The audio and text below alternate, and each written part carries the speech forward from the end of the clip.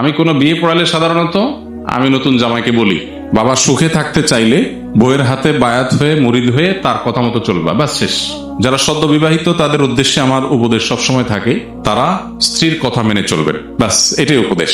আপনারা হেসে উড়াই দিলেন জিনিসটা, সিরিয়াস উপদেশ। এটাই হলো পারিবারিক সুখ শান্তির মূল মন্ত্র।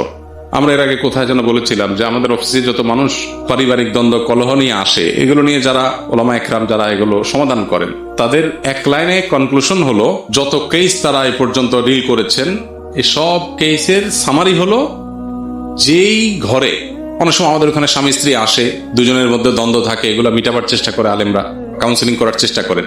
তো তারা বলেন যে যত কেস আমরা ঘাটছি এই নিয়ে, সবগুলো কেসের সামারি অলমোস্ট একটাই, সেটা হলো যেই ঘরে স্বামী স্ত্রীর কথা মতো চলে, স্বামীর স্ত্রীর প্রত্যেকটা কথা মানে, সেখানে কোনো অশান্তি নেই।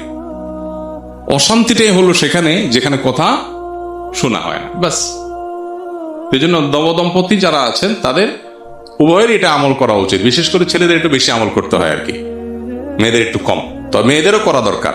আর স্বামী হোক আর স্ত্রী হোক, যিনি জীবন সঙ্গীর কথা যত বেশি শোনার চেষ্টা করবেন, আল্লাহর নির্দেশে বাইরে বললে সেটা না, আল্লাহর নির্দেশের মধ্যে থেকে যত বেশি শোনার চেষ্টা করবেন, তিনি আল্লাহর কাছে তত প্রিয় পাত্র হবেন।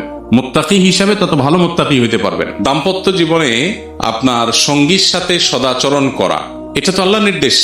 আল্লাহ বলেছেন, ওয়াশিরুহুন্না বিল মারুফ, তোমরা পুরুষরা যারা আছো তোমাদের স্ত্রীদের সাথে সংসার করবে সুন্দরভাবে। একই কথা স্ত্রীদের জন্য প্রযোজ্য।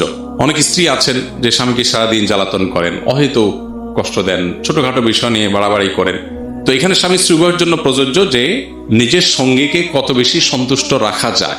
এখন সঙ্গীকে সন্তুষ্ট রাখতে গিয়ে বাবা মা নারাজ হয়ে যাচ্ছে কিনা, ভাই বোন নারাজ হয়ে যাচ্ছে কিনা, সেগুলো একটা ব্যাপার। তো এই জন্য ব্যালেন্স করাটা খুব গুরুত্বপূর্ণ। এই ব্যালেন্স করার জন্য কোরআন এবং হাদিসের জ্ঞান অর্জন করে, কার কোনটা হক, কার কোনটা কর্তব্য, কার কোনটা অধিকার, সে জিনিসটা বোঝা এবং সেটা যথাযথভাবে আদায় করা, এটা হলো গুরুত্বপূর্ণ।